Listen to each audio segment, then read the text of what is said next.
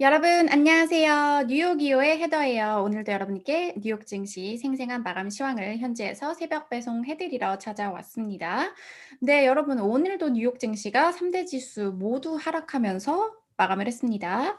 이제 이날에는 좀 시작부터 불안불안하긴 했는데 이제 제롬 파월 연준 의장의 연설이 예정되어 있었죠. 이제 이번 연설에서 과연 국채 금리 상승에 대한 얘기가 나올 것인가 관심이 많았는데요.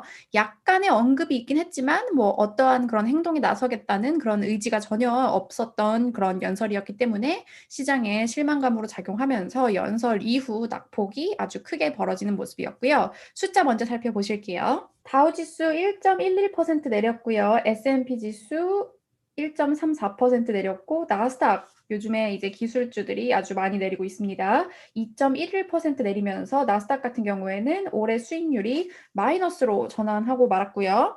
자, 그러면 과연 이날 이제 파월 의장이 어떤 발언을 했길래 시장이 이렇게 실망했는지 CNBC 기사 통해서 함께 살펴보실게요. 네, 이제 제목부터 살펴보시면 뭐 파월 의장이 경제 재오픈이 could cause inflation to pick up temporarily. 이제 물가가 일시적으로 상승하도록 만들 수 있다라고 말을 하면서 사실상 이제 좀 물가에 대한 언급을 하기는 했어요. 자, 그런데 내용을 보시면 여기 한마디로 요약한 것은 목요일에 이제 이날 파월 의장이 어디서 연설을 했냐면요.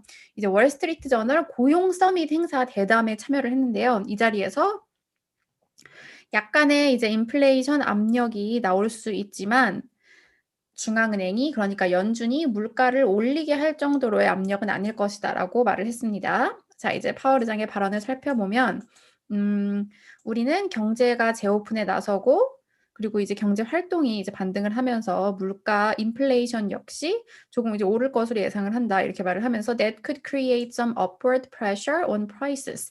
가격 압력에 이제 상승 압력으로 작용할 수 있다라고 말을 하긴 했는데 이제 그동안은 계속 금리 상승이 뭐 경제 개선에 따른 아주 자연스러운 현상이다 이렇게 말을 했기 때문에 의견이 바뀐 게 맞긴 맞아요.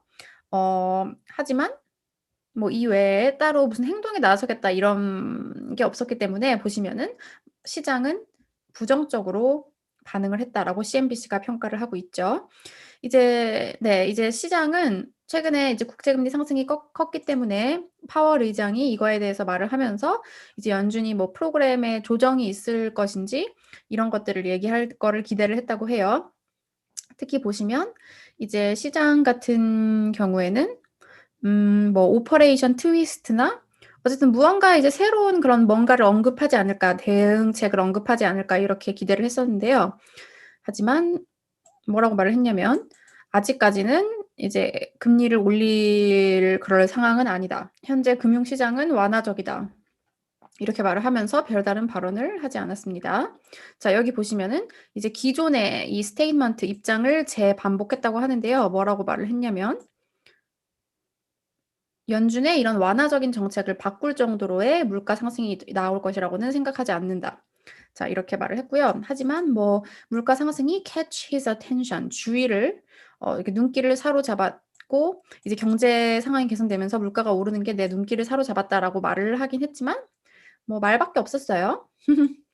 네, 그리고 뭐 또 똑같이 이제 물가를 올리기 위해서는 경제가 완전 고용으로 와야 되고 그리고 물가가 이제 지속 가능하게 2% 위로 넘어간다는 신호가 있어야 되지만 이것이 오래 나타날 것으로 생각하지는 않는다라고 말을 하면서 우리가 그 물가 이제 그 금리를 올릴 때까지는 아주 가야 되는 것이 많다. 이렇게 말을 하면서 우리는 참을성 있는 모습을 나타낼 것이다.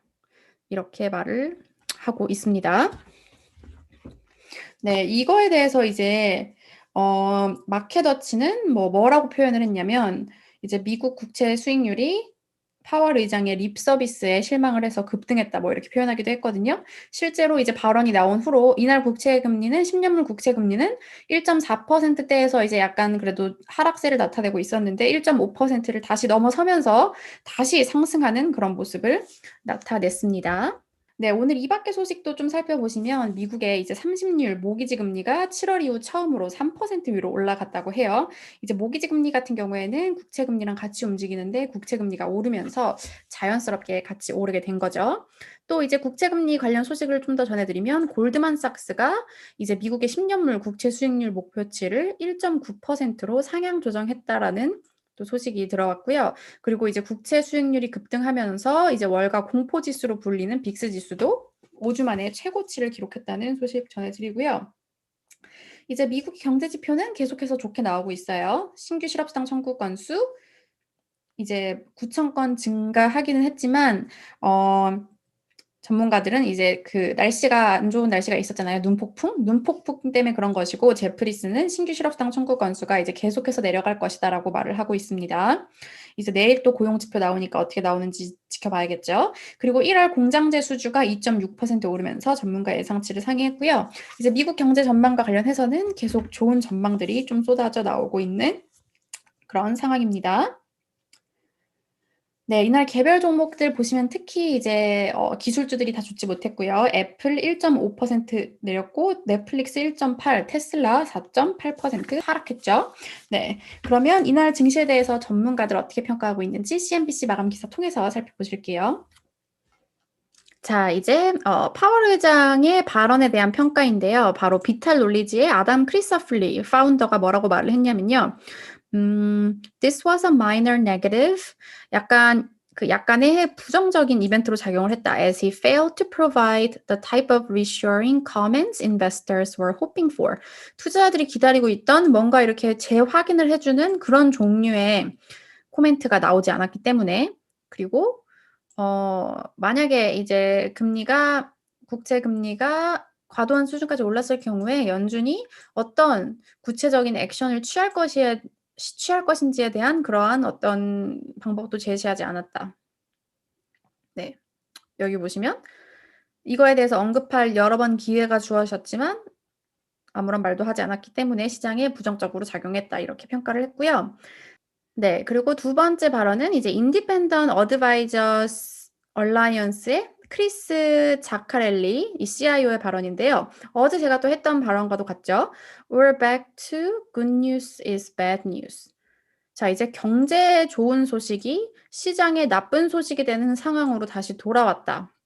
그리고 이제 더 좋은 경제 성장 기대감으로 국 이제 금리가 계속해서 이제 상승하면은 증시에는 악재로 작용을 할 것 이렇게 평가를 했습니다. 네 여러분 이번 주 증시 상황이 좀 좋지가 않네요. 오늘은 이렇게 파월 의장의 발언으로 증시가 오히려 더 하락폭을 넓혔다는 소식 전해 드리고요. 저는 내일 다시 증시 소식 가지고 찾아올게요 여러분. 내일 만나요.